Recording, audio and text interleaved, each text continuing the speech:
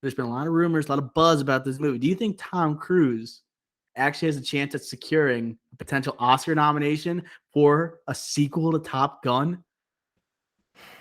I understand people that say that Top Gun, like, one is obviously his breakout role, like his main one. Like I know outsiders, but like his true breakout was Top Gun, and that got him to superstardom.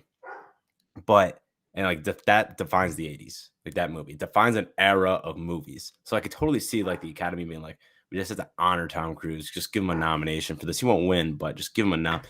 But I'm gonna say no, way too early. There won't be an Oscar campaign for this movie. I just can't see it unless like we go see it next week and we're just like blown away, like we were for the Batman or something like that. But like because from his performance.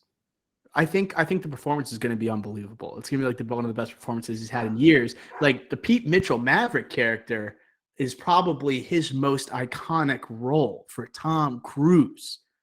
Pete Mitchell Maverick. And to like see him how he's transitioned, he started off with like Top Gun. Then he obviously the 90s, he had that streak of like very dramatic type of roles. All right. Prestige upon the name. But then after he didn't get that Oscar for Magnolia, he tries again like Vanilla Sky, and then obviously falls apart from there. He goes all in on Ethan Hunt. He goes into the sci-fi type movies in the late 2000s into the early 2010s. It would be great if he won or at least was nominated for an Oscar, gets back into this conversation with a pure action movie like this. And it's just a return to like, it's almost like a throwback to what he once was and also colliding with who he is today. Like, I think it actually could be amazing. It almost has a vibe like Robert Downey Jr. for Iron Man type of conversation. Now people want him to get a Oscar nom for Endgame. Similar type thing I'm feeling right now. That's a great analogy. That's exactly what this is. But the problem is just the timing of this movie that comes out. It just doesn't work with a campaign for an Oscar. And even with the power of Tom Cruise and this, like the movie itself, like we have Ed Harris, John Hamm, Miles Teller, you have a huge cast here.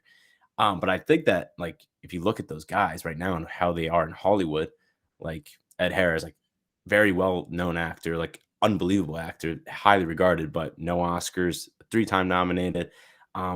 He was in that movie with Maggie Gyllenhaal directed, The Lost Daughter, but not a lot of screen time. Like he's not in like a peak form. John Hamm still on the sidelines a lot in a lot of these roles post Mad Men, and then Miles Teller, like we talked about on the pod, like this is like make or break year for him.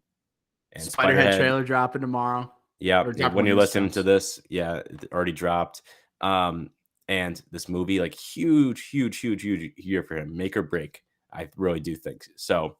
It also, I was going to say, it also kind of reminds me of like Sylvester Stallone potentially getting like he got the nomination when he returned to the role of Rocky in Creed. I see like Creed as a similar comparison, like Top Gun Maverick, Creed. I feel like those go hand in hand with such iconic movies getting a sequel or a spinoff from all those years ago, decades ago. You know, it just has that type of vibe. I'm telling you, like with this buzz around it, I don't even know if it's going to matter as much with the release date, although it's like very similar to Robert Downey Jr. Endgame that came out April, right? Yeah. All right. Yeah. I'm excited for it, bro. It's going to be phenomenal. And also, last thing, like the draft we had, characters we would have saved. I mean, honestly, Goose could have been drafted. I think I actually did you mention that honorable mention there? No, I just said so many, but I think I wrote down Goose. Yeah, Goose, Top Gun.